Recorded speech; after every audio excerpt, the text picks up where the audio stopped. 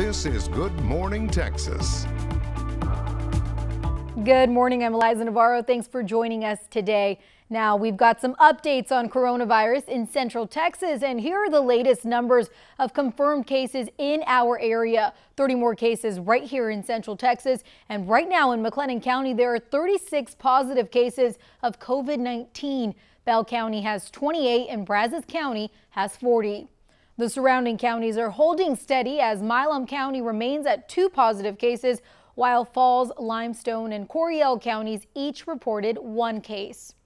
We should also mention that the United States is now leading the world in positive cases with 124,000. There are 669,000 coronavirus cases globally. Thankfully, we're seeing patients continue to recover as well. McLennan County says 5 patients have recovered, while 2 are currently recovering in Bell County. Yesterday, Brazos County confirmed its first COVID-19 related death. Health officials say it was a man in his 80s. Brazos County officials are now urging everyone to continue following CDC guidelines of social distancing and shelter in place. You can take this seriously by doing the things that we've been talking about. Avoiding essential travel, hand hygiene, hand hygiene, hand hygiene. If we are outside of our homes in particular, we should be doing hand hygiene up to 3 times an hour if possible.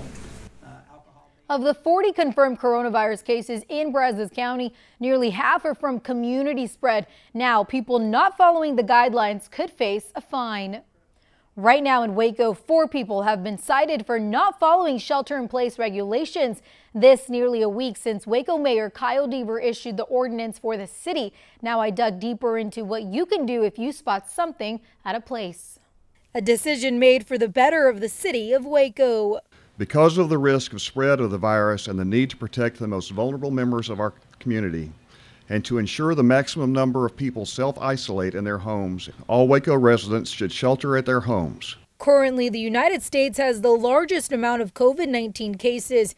Mayor Kyle Deaver initiated the shelter-in-place order, but he says it's only going to work if people do their part. We need everyone to help us also make sure everybody's conforming to the rules is the same as everyone else is.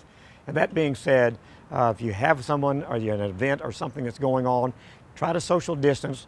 But if you see something like that happening, give us a call and we'll do due diligence to take care of that. The Code Enforcement Division is handling all reports. Halsey says you can call 254-750-5970 during weekdays and 254-750-7500 during weekends. The violation of this is a Class C misdemeanor, which would be a citation issued for the amount up to $1,000, depending upon the municipal judge. He says enforcing this current order is the only way to make sure people follow the regulation and stay as safe as possible. We all want to return to life as we know it. Great times to be in Waco. The weather is warming up, it's getting nice. We're encouraging people to go to the parks, go walking, but keep the social distancing. And by doing so collectively, we'll be better off as a community and we'll get out of this quicker, healthier, and better able to return to what we love here in Waco. The shelter-in-place order is currently set until April 7th, and to read the complete order, you can go to covidwaco.com.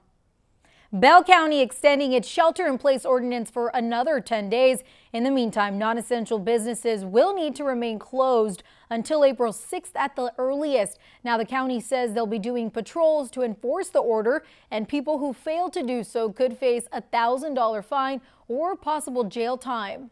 To my knowledge, there have been no fines issued. Our enforcement efforts to date have been primarily aimed at making businesses and individuals aware of the directive and the orders.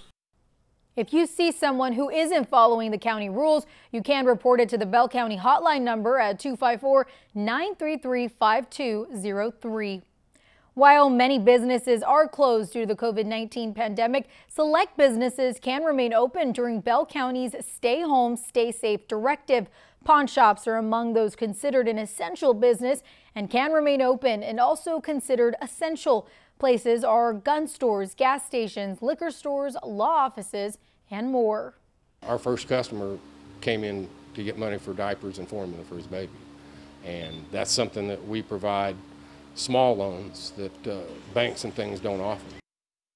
In the meantime, county officials and health professionals alike are still asking everyone to continue social distancing. The IRS giving Americans some breaks right now, so if you're currently on a payment plan with the IRS, you can pause payments from April 1st to July 15th. The IRS also won't start any new audits before July 15th, and they're even suspending some collections and property seizures until then. And if you rely on SNAP or Medicaid benefits, listen up. The Texas Health and Human Services announced benefit renewals currently due will be automatically renewed. Benefits will be extended until further notice, and the state is also waiving interview requirements for people applying to the SNAP program. Certain licensing regulations are being waived for pharmacists and technicians. Texas Governor Greg Abbott announced the waiver will temporarily extend expiration dates for licenses and temporarily suspend continuing education requirements for pharmacists. This as the need grows for healthcare workers during this COVID-19 pandemic. Regulations for expired advanced practice registered nursing licenses are also being waived.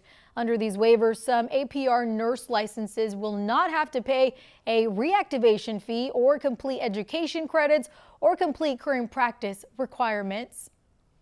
President Trump says he will not issue a mandatory quarantine for New York and other states. He says he'll use a travel advisory instead. President Trump had said he was considering a short-term quarantine for coronavirus hotspots in 3 states. They include New York, New Jersey, and Connecticut. The CDC issued the travel advisory on Saturday evening, and it urges residents of the 3 states to refrain from non-essential domestic travel for 14 days.